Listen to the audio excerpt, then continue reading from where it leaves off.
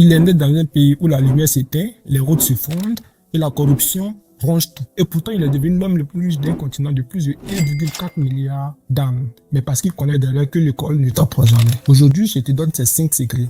Aliko Dangote, né en 1957 à Kano, au nord du Nigeria, petit-fils d'un commerçant, formé au Caire, revenu en Afrique avec une seule idée en tête. Construire des empires là où les autres voyaient des ruines. Aujourd'hui, sa fortune est estimée à plus de 20 milliards de dollars. Il contrôle le ciment, le sucre, la farine et bientôt le pétrole de tout un continent. Mais derrière ces chiffres, il y a 5 principes que très peu de personnes connaissent. 5 règles qu'il applique depuis le premier jour. 5 secrets qui ont tout changé. Alors installe-toi et on commence. Secret numéro 1.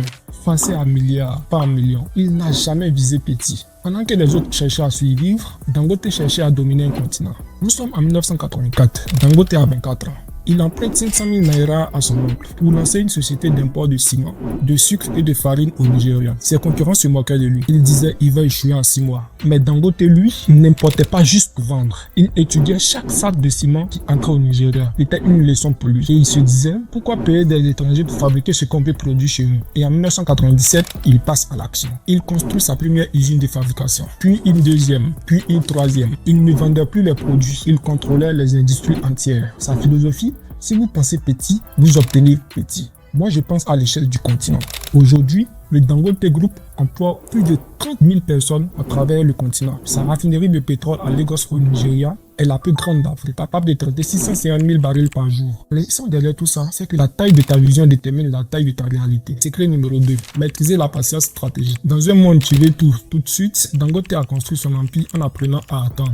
La raffinerie de pétrole de Dangote à Lagos a été annoncée en 2007. La construction a commencé en 2016. Elle a été inaugurée en 2023. Ça fait 16 ans. Pendant ces 16 ans, les critiques se sont déchaînées. Les gens se disaient c'est une arnaque, l'Afrique n'est pas encore prête pour ça. Chaque jour, les journalistes écrivaient sa chute. Des économistes prédisaient son échec. Des politiciens doutaient de lui. Mais Dangote, lui, construisait brique par brique, dollar par dollar, et contrat par contrat. Il disait je ne regarde pas les réseaux sociaux lorsque je travaille, je regarde mes fondations. Quand la raffinerie a finalement ouvert, elle a changé l'équation énergétique de toute l'Afrique de l'Ouest. Le Nigeria, qui importait 90% de ses carburants raffinés, pouvait enfin produire localement. Et la leçon derrière tout ça est que les grandes choses prennent du temps. Secret numéro 3. Investir dans ce que les autres fuient. Pendant que les investisseurs fuyaient l'Afrique en voyant les risques, Dangote voyait des opportunités que personne d'autre n'osait saisir.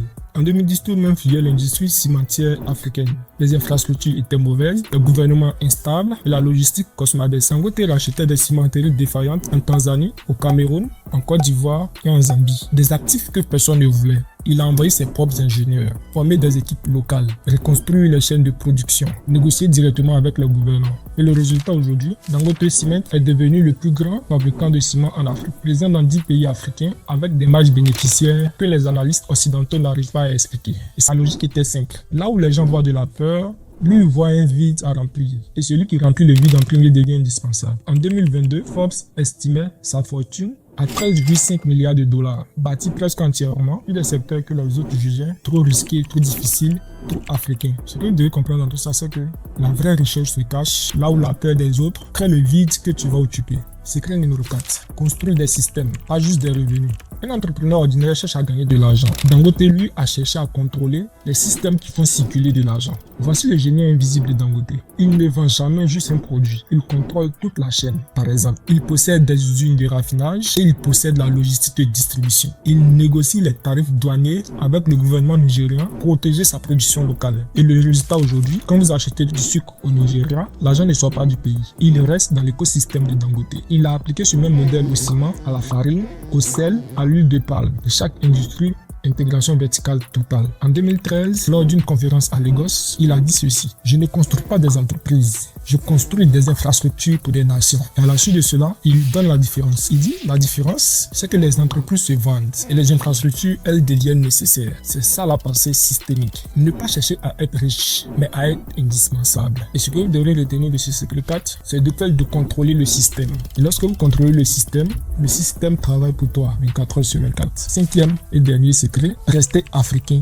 dans sa vision. C'est là qu'il devient important. Il aurait pu déplacer son siège à Londres, à Dubaï ou à New York, mais il est resté à Lagos. Et c'est précisément pour ça qu'il a gagné. En 2012, Un journaliste du Financial Times lui a posé cette question. Monsieur Dangote, pourquoi ne pas internationaliser davantage au-delà de l'Afrique? Sa réponse a été cinglante. Il dit ceci. L'Afrique a 1,4 milliard d'habitants. 600 millions sans accès fiable à l'électricité. Des millions sans ciment pour construire. Des marchés entiers non servis. Pourquoi irais-je chercher ailleurs ce que j'ai sous mes pieds? Et cette condition africaine n'est pas du nationalisme. C'était de la stratégie pure. Il comprend les cultures locales. Il parle Hausha, il parle Yoruba. Il comprend la dynamique politique de chaque pays africain où il opère. Et quand les multinationales occidentales échouaient à pénétrer le marché africain, Dangote entrait parce qu'il était de là. En 2020, pendant la pandémie de la Covid-19, il a donné 200 millions de dollars pour la réponse sanitaire au Nigeria. Pas pour l'image, mais parce qu'il considère que sa richesse appartient au continent qu'il a créé.